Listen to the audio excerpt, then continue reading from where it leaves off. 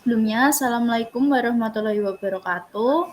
Perkenalkan kami dari kelompok 6 akan melakukan presentasi tugas statistika dengan anggota kelompok yang pertama, Vita Tata Dwita dengan NIM D6230028, yang kedua Dina Ratnasari dengan NIM D6230041, dan yang terakhir saya, Marta Antika Anggreni dengan NIM D6230053. Presentasi akan dilanjutkan oleh teman saya. Silakan. Baik, saya akan lanjutkan yang pertama yaitu interaksi antar tiga faktor dalam desain eksperimen. Interaksi antar faktor dalam desain eksperimen yang melibatkan tiga faktor sangat penting untuk dipahami karena dapat memberikan wawasan yang lebih mendalam tentang bagaimana variabel-variabel tersebut saling memengaruhi dan berkontribusi terhadap hasil akhir. Ketika kita mempertimbangkan tiga faktor, katakanlah A, B, dan C, kita harus mengingat bahwa efek dari satu faktor mungkin tidak dapat dilihat secara terpisah dari faktor lainnya. Sebagai contoh, jika kita meneliti pengaruh dosis suatu obat, faktor A, jenis terapi yang digunakan, faktor B, dan waktu pemberian faktor C, interaksi antar ketiga faktor ini dapat memunculkan berbagai hasil yang tidak terduga. Baik, saya izin melanjutkan dari penjelasan teman saya. Misalnya, mungkin dosis tertentu dari obat A1 memberikan hasil yang baik ketika dikombinasikan dengan jenis terapi tertentu B1. Tetapi efeknya bisa berbeda jika digunakan dengan jenis terapi lainnya B2. Selain itu, waktu pemberian C juga dapat mempengaruhi seberapa efektif kombinasi obat dan terapi tersebut. Interaksi semacam ini menunjukkan bahwa pengaruh faktor A tidak dapat dinilai secara independen dari faktor B dan C, dan sebaliknya.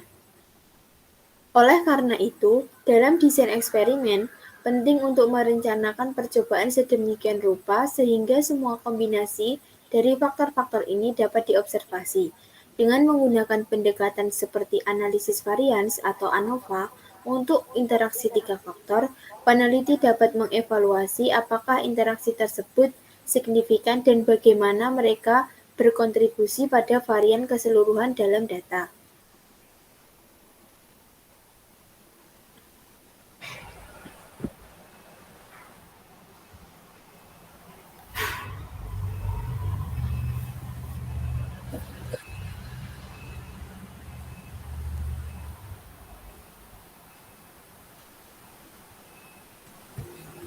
Baik, saya akan melanjutkan. Pemahaman yang mendalam tentang interaksi antar faktor ini juga dapat membantu dalam membuat prediksi yang lebih akurat dan dalam merumuskan strategi yang lebih efektif untuk aplikasi praktis. Misalnya, dalam bidang pertanian, memahami bagaimana berbagai jenis pupuk A, jenis tanah B, dan pola irigasi C saling berinteraksi dapat membantu petani dalam mengoptimalkan hasil panen. Dengan demikian, analisis interaksi antar faktor dalam desain eksperimen yang melibatkan tiga faktor bukan hanya penting untuk memahami fenomena yang kompleks, tetapi juga krusial untuk penerapan praktis dalam berbagai disiplin ilmu. Penelitian yang tidak mempertimbangkan interaksi ini mungkin menghasilkan kesimpulan yang menyesatkan dan dapat mengarah pada keputusan yang kurang optimal. Oleh karena itu, peneliti perlu mengadopsi pendekatan yang holistik dan sistematis dalam merancang eksperimen mereka untuk menangkap dinamika interaksi ini secara efektif.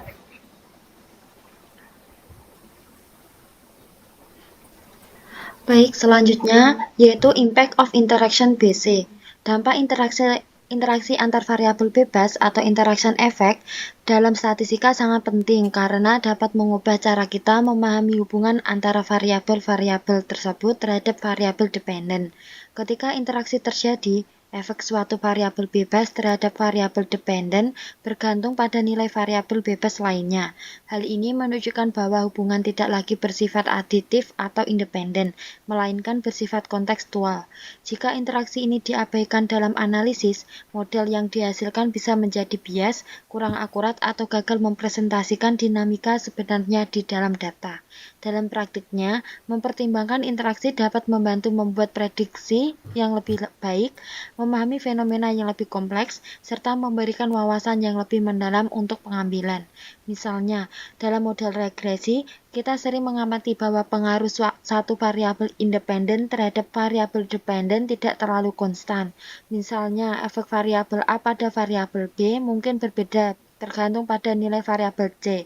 Jika kita tidak mempertimbangkan interaksi ini, kita mungkin mendapatkan hasil yang baik, dari mana hubungan yang terlihat sederhana menjadi lebih kompleks.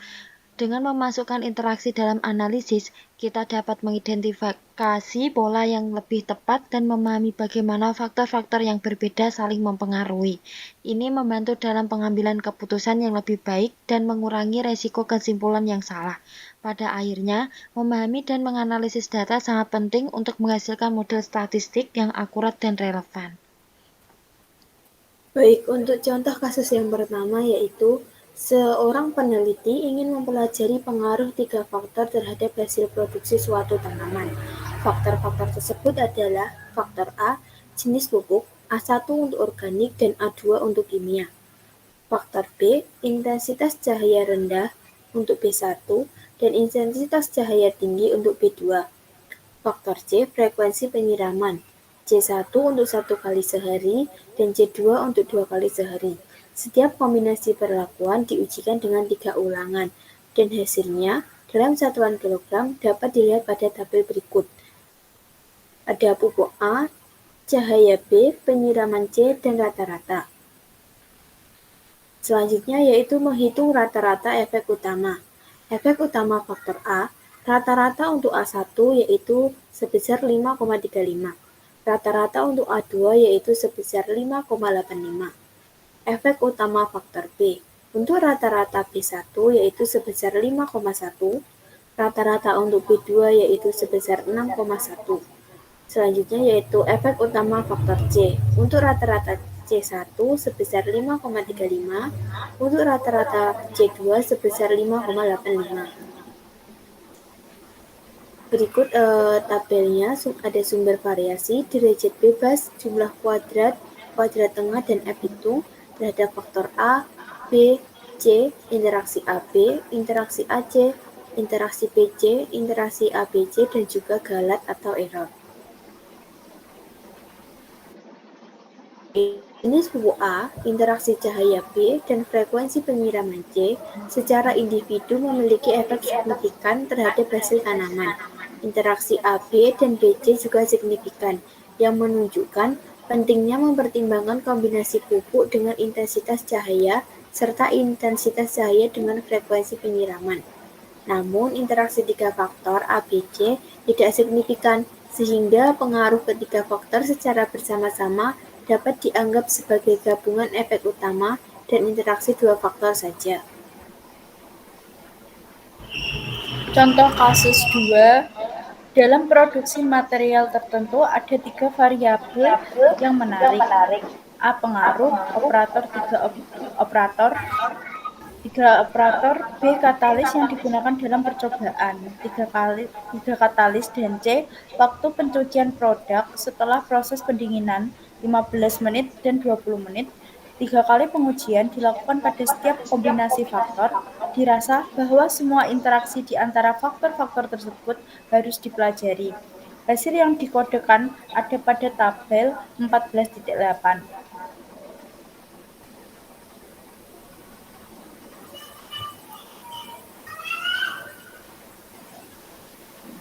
Pada tabel 14.9 menunjukkan analisis varians data yang diberikan pada tabel di atas. Tidak ada interaksi yang menunjukkan efek signifikan pada level 0,05. Namun, nilai P untuk BC adalah 0,06110. Dengan demikian, nilai tersebut tidak boleh diabaikan. Efek operator dan katalis signifikan, sedangkan efek waktu pencucian tidak signifikan. Dampaknya, lebih banyak yang harus didiskusikan mengenai contoh 14.4. khususnya mengenai penanganan efek interaksi antara katalis dan waktu pencucian terhadap pengujian efek utama waktu pencucian atau faktor C. Ingat kembali pembahasan kita di bagian 14.2. Ilustrasi diberikan mengenai bagaimana adanya interaksi dapat mengubah interpretasi yang kita buat mengenai efek utama. Dalam contoh 14.4, BC, interaksi tersebut signifikan pada tingkat sekitar 0,06. Namun, anggaplah kita mengamati tabel min dua arah. Seperti pada tabel 14.10, jelas mengapa waktu pencucian tidak ditemukan signifikan.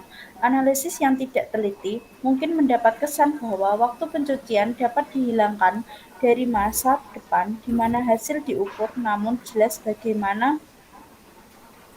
efek waktu pencucian berubah dari efek negatif untuk katalis pertama menjadi efek positif untuk katalis ketiga. Jika kita hanya fokus pada data untuk katalis 1, perbandingan sederhana antara rata-rata pada dua waktu pencucian akan menghasilkan statistik T sederhana. P sama dengan 12,19 min 11,29 per akar 0,6 dikali 2/9 sama dengan 2,5. Yang signifikan pada tingkat kurang dari 0,02. Dengan demikian, efek negatif penting dari waktu pencucian untuk katalis 1 mungkin diabaikan jika analisis membuat interpretasi brand yang salah tentang rasio F yang tidak signifikan untuk waktu pencucian. Selanjutnya yaitu contoh kasus 3. Seorang manajer restoran ingin meningkatkan kepuasan pelanggan dengan mengoptimalkan 3 faktor. Faktor pertama yaitu faktor A, jenis menu, A1 untuk menu lokal, A2 untuk menu internasional. Yang kedua faktor B yaitu waktu pelayanan, B1 untuk 10 menit, B2 15 menit. Yang ketiga yaitu faktor C, suasana restoran, C1 untuk musik tenang dan C2 musik ceria. Kepuasan pelanggan diukur pada skala 1 sampai 10 untuk setiap kombinasi perlakuan. Sebanyak 3 pelanggan atau ulangan memberikan penilaian setiap kombinasi faktor. Data yang diperoleh adalah sebagai berikut, dapat dilihat pada tabel. Pertanyaannya, apakah jenis menu, waktu penyajian, dan suasana restoran mempengaruhi kepuasan pelanggan secara signifikan? Yang kedua, apakah terdapat interaksi antara faktor-faktor tersebut? Langkah-langkahnya, yang pertama, menghitung rata-rata untuk setiap kombinasi perlakuan. Untuk setiap kombinasi, rata-rata dihitung sebagai berikut. Rata-rata yaitu sama dengan ulangan 1, ulangan 2, plus ulangan 3, dibagi 3. Yang kedua, efek utama. Hitung rata-rata untuk masing-masing level faktor A, B, dan C dengan menjumlahkan semua kombinasi yang melibatkan level tersebut, lalu dibagi dengan jumlah kombinasi relevan. Untuk rata-rata faktor A1, jumlah nilai untuk A1 dibagi jumlah observasi untuk A1.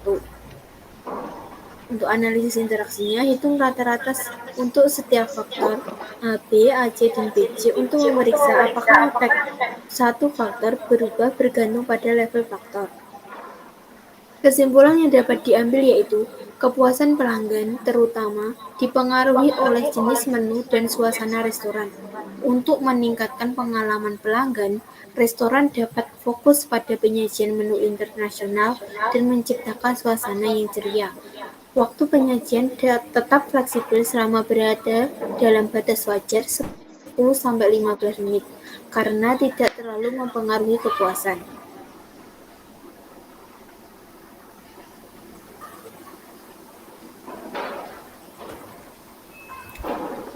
Mungkin itu presentasi dari kelompok kami. Mohon maaf jika ada salah kata. Terima kasih. Wassalamualaikum warahmatullahi wabarakatuh.